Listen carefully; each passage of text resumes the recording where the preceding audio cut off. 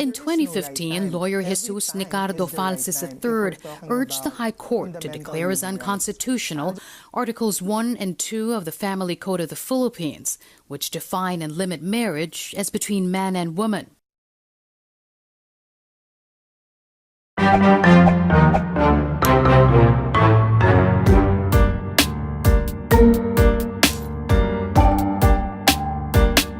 Wala naman sigurong problema for as long as wala namang masasagasa ang tao, walang madedehado.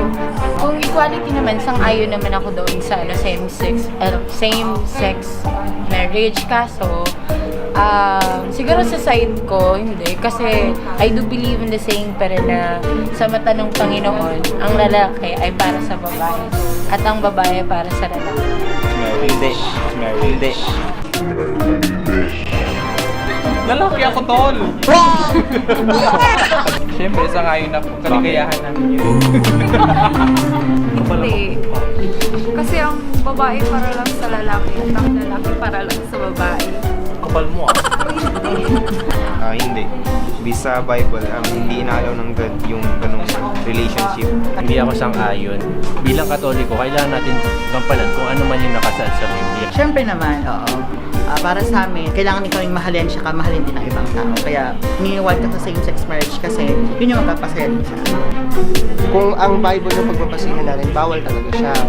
However, kung titingnan natin yung future ng mga gay couples, yung security din namin ang iniisip ko, yung legalities ng relationship. Bakit hindi maging applicable sa atin wherein pinag-uusapan naman natin is about love? Yes.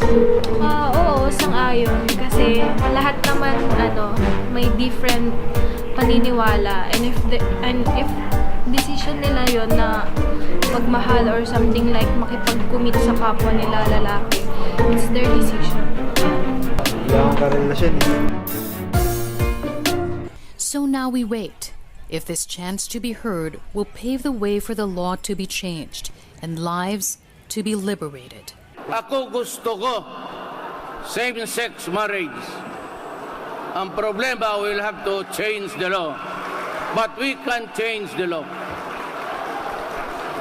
Ang batas kasi, marriage is a union between a man and a woman. I don't have any problems making it marrying a man, marrying a woman, or whatever is the predilection of the human being.